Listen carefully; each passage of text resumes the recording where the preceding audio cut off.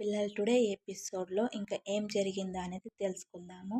ఏమైందంటే చెంబులో నుంచి నా చెయ్యి వచ్చేసింది అనేసి ఇంకా అంటూ చిందులు వేస్తూ ఎగిరి గంతేస్తూ ఉంటాడు తిరుపతి. ఇంతలో గొర్రెల ఇంట్లో ఉన్న వాళ్ళంతా కూడా అన్నమాట. మంద మొత్తం అంతా ఒకే చోటుకైతే చేరుకుంటారు. ఈ ఈ మందకి లీడర్ అయిన రామరాజు వచ్చి చెయ్యి వచ్చింది సరే, మరి చెంబు ఏదిరా అని ఇంక అడుగుతాడు. ఇంకా పోతే పోయిందిలే బావ వెధవ చెంబు అని అంటాడు తిరుపతి. దాంతో ఇంకా రామరాజుకైతే కోపం అయితే వచ్చేస్తుంది. లాగి పెట్టి ఒక గట్టిగా చెంప మీద అయితే రామరాజు కొట్టేస్తాడు తిరుపతికి. వెధవ చెంబు ఏంట్రా, అందులో నగలు ఉన్నాయి అని అంటాడు రామరాజు. ఆ మాటలతో ఇది ఈ బల్లి దాన్ని ప్లాన్ అయితే అని నర్మద అనుకుంటూ ఉంటుందన్నమాట. ప్రేమలు కూడా శ్రీవల్లి వైపు అయితే కోపంగా చూస్తారు. వాళ్ళ చూపులో శ్రీవల్లి అయితే భయపడుతూ ఉంటుంది అనమాట. ఇక వేదావతి, రే విధవ, ఆ చెంబులో లక్షలు ఖరీదు చేసే వల్లి నగలు ఉన్నాయిరా, చెంబు ఎక్కడ్రా అని అడుగుతుంది వేదావతి. చెయ్యి బయటకు వచ్చిందనే ఆనందంలో ఇంకా ఆ చెంబు గురించి మర్చిపోయాను అని అంటాడు తిరుపతి. ఇంకా పడుకునేటప్పటికి చెంబు ఉంది కదా, మరి లేచేసరికి ఏమైపోయిందిరా అని అడుగుతాడు రామరాజు కోపంగా. ఇంకా అక్కడ ఉన్న అందరూ ఉండేసి ఆశ్చర్యపోయి నిజమే కదా అంటూ ఉంటారు. ఇంకా అదే సమయంలో ఇంకా ఇడ్లీ గడిని అయితే ముందుకైతే లాక్కొస్తాడు తిరుపతి. ఇంకా రాత్రి ఇడ్లీ అన్నయ్య నా పక్కన పడుకున్నాడు. నా చేతికి ఉన్న చెంబు ఇడ్లీ అన్నయ్యకే తెలుసు బావా అని అంటాడు తిరుపతి. ఆ మాటలతో ఇడ్లీ, ఊరుకో సామి, నువ్వు భలే మాట్లాడుతావే, నువ్వు నిద్రలో లేచి నడుచుకుంటూ వీధి చివరి వరకు వెళ్ళావు అని అంటాడు ఇడ్లీ. ఇంకా లేదన్నయ్య, వాడు నిద్రలో మాట్లాడుతాడు కానీ నిద్రలో నడిచే అలవాటు లేదే అని అంటుంది వేదావతి. ఇంతలో ఇడ్లీగాడు తిరుపతిని పక్కకి పిలిచి, నీకు పెళ్ళి కావడం లేదు కదా, నీకు కలలోకి హీరోయిన్స్ వస్తుంటారు కదా అని అంటూ ఉంటాడు. టాపిక్ వచ్చేసి డైవర్ట్ చేస్తూ ఉంటాడనమాట. నీకు లవ్ స్టోరీ కూడా ఉంది కదా, అవన్నీ నిజం అయినప్పుడు నువ్వు నిద్రలు నడవడం కూడా నిజమే కదా అని అంటాడు. ఆ మాటతో తిరుపతి, నిజమే కదా, నాకు నిద్రలో నడిచే అలవాటు ఉంది అని ఇంకా అంటాడు. దాంతో రామరాజు మళ్ళీ చెంప చెల్లుమనిపిస్తాడు. డ్రామాలాడుతున్నావా ఏంట్రా అనేసి అంటూ ఉంటాడు. దానికి నీ చేతిలో ఉన్న చెంబు ఎలా పోయిందో నీకు తెలియకపోవడం ఏంటి సంబంధం?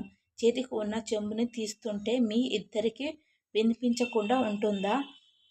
అతనేమో నిద్రలో నడిచాడని చెప్పడం, నువ్వేమో నిజమే అని బావా అనడం, మీ ఇద్దరికి తమాషాగా ఉందా? ఇదేమన్నా చిన్న పిల్లల ఆట అనుకుంటున్నారా?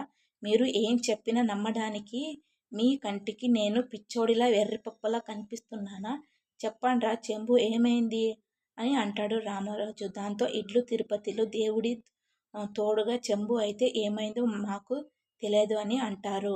దాంతో రామరాజు, నోరు మూస్తారా, మీరిద్దరూ పక్క పక్కనే పడుకున్నారు, మీకు చెంబు పోయిన విషయం తెలియకుండా ఎలా ఉంటుంది?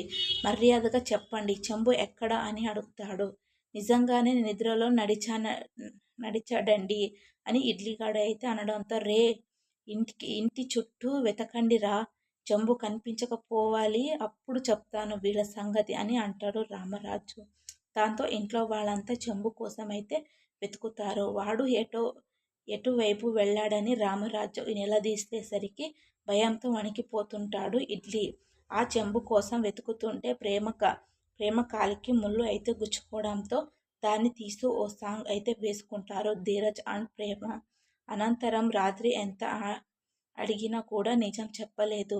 ఏమైంది ప్రేమ, చెప్పు, నువ్వెందుకు భయపడుతున్నావు అని ఇంకా ధీరజ్ అయితే అడుగుతాడు. సమస్య ఏంటో చెప్తే దాన్ని బాధ్యతగా నేను సాల్వ్ చేస్తాను, చెప్పు, నీకు భయాన్ని దూరం చేస్తాను, నీ అండగా నేను ఉంటాను అని అడుగుతాడు ధీరజ్.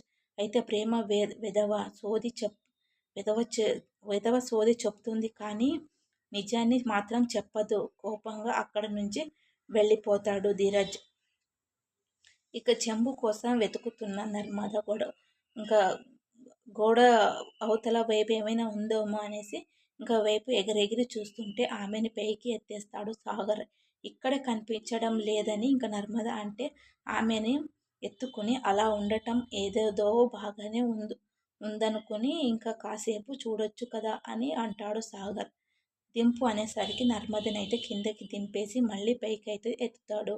మళ్ళీ ఎందుకు లేపావు అని నర్మద అనడంతో అంటే అది గోడ అవతల ఉందని బాగా చూడు అని నర్మదనైతే ఎత్తుకొని అలా అంటూ ఉంటాడు. ఆస్వాదిస్తూ ఉంటాడనమాట. ఇక మళ్ళీ కిందకి అయితే దింపిన సాగర్ మూడోసారి నర్మదని పైకి ఎత్తుతాడు. ఇక మళ్ళీ ఏమైంది అని నర్మద అంటే బాగుంది నర్మద నిన్ను ఇలా పట్టుకుని పైకి లేపుతుంటే అదోలా ఉంది ఇదోలా ఉంది అని తెగ ఎంజాయ్ చేస్తుంటాడు సాగర్. దాంతో నర్మద సచ్చినోడ దించు దించు అని ఇంకా బాగుతుంది. సిగ్గులేదా బుద్ధి లేదా అని నర్మద అంటే నేనేం చేశానే, ఫస్ట్ నీకు హెల్ప్ చేద్దాం అని సిన్సియర్గా పైకి లేపాను. కానీ మనసులో ఏదో తీయని తేనె మల్లు గుచ్చుతుంది. నొప్పి కూడా స్వీట్గా ఉంటుందని అప్పుడే అర్థమైంది అని మెలికలైతే తిరిగిపోతాడు సాగర్. ఇంకా దాంతో నర్మద సిగ్గు లేకపోతే సరే అంటూ ఇంకా తెగ సిగ్గుపడిపోతుంది. నీకు ఈ మధ్య ఏ టైంలో ఏం చేయాలో తెలియకుండా పోతుంది. ఎక్కడున్నామో ఏంటో తెలుసుకోవాలి కదా అని ఇంకా అంటుంది నర్మద. చూడు నా స్వీట్ డార్లింగ్, ముహూర్తాలు చూసుకొని చేయడానికి ఇవి పూజలు ఏంటి, రొమాన్స్. మనసుకు ఎప్పుడు అనిపిస్తే అప్పుడు చేసేయడమే. మనసు అనేది కాలం లేని గుర్రం లాంటిది. ఇంకోసారి ఎత్తుకుంటాను అని నర్మదని అయితే ప్రతిమలాడుతాడు సాగర్. ఎవరైనా చూస్తారని నర్మద అంటే ఎవరు చూడకపోతే ఓకేనా అంటూ నర్మదని వెనక్కి అయితే లాగి గోడకి అతుకుంటాడు. సాగర్ వద్దు వద్దు అని ఎవరైనా చూస్తారు అంటూ నర్మద పలికే పలుకులు ఇంకా ఉంటాయమ్మా. నువ్వు వద్దు అని అంటుంటే కావాలన్నట్టే ఉంటాయి. మొత్తానికి ఈ సీన్లో నర్మద ఎక్స్ప్రెషన్స్ అయితే ఉంటాయబ్బా, ఒళ్ళు జివ్వుమంటుందన్నట్టే ఉంటుందన్నమాట. ఇక చెంబు ఎంత వెతికినా అయితే కూడా కనిపించదు. తీసుకెళ్ళి చెరువులో అయితే పడేస్తే చెంబు ఎక్కడ ఉంటుంది. ఈ దొంగని పట్టుకోవడం ఆ ఈశ్వరి వాళ్ళ కూడా కాదు అని అంటాడు. దాంతో శ్రీవల్లి మొత్తానికి ఆ రోల్డ్ గోల్డ్ గండానికి ఫుల్ స్టాప్ అయితే పెట్టావు నాన్నోయ్ అని అంటుంది. ఆ తరువాత శ్రీవల్లి అత్తయ్య నా నగలు పోయాయి, దేనికైనా రాసిపెట్టి ఉండాలి అంటూ తెగ జీవిచ్చేస్తుంది. పోతే పోయాయి ఆ నగలు, వేసుకునే అదృష్టం నాకు లేదు, వదిలేయండి అని అంటుంది శ్రీవల్లి. దాంతో రామరాజు ఏంటి వదిలేసేది, ఏదైనా చిన్న విషయమా వదిలేయడానికి? ఈ నగల దొంగతనం వెనుక నాకు చాలా అనుమానాలు ఉన్నాయి. ఒకవేళ దొంగ అయితే ఇంట్లో ఉన్న వస్తువుల్ని ఎత్తుకెళ్తాడు, అంతేకాని చేతికి ఉన్న చెంబుని ఎందుకు తీసుకుని వెళ్తాడు? వ్రతం రోజు అంతమంది లాగితే రాని చెంబుకు వీడు నిద్రలో లేచి వెళ్తే పడిపోతుందా? అంత బలంగా లాగితే రాని చెంబు నడిస్తే జారిపోతుందా? ఇదంతా అనుమానంగా ఉంది. చెంబులో నగలున్న విషయం మనకి వాళ్ళకి తప్ప ఎవ్వరికీ తెలియదు. మరి ఆ దొంగకి ఎలా తెలిసింది అని అంటాడు రామరాజు. మీరు చెప్పింది కరెక్టే, కట్ చేస్తే కానీ అది రాదు అని అంటాడు ధీరజ్ సాగర్లో. మరి రామరాజు ఏం చేశాడో ఈ రేపటి ఎపిసోడ్లో అయితే తెలుస్తుంది. మీకు నచ్చితే do like and share, subscribe to my channel. ఈ సీరియల్లో మీకు ఎవరి క్యారెక్టర్ బాగా నచ్చుతుందో కామెంట్ సెక్షన్లో కామెంట్ చేయండి.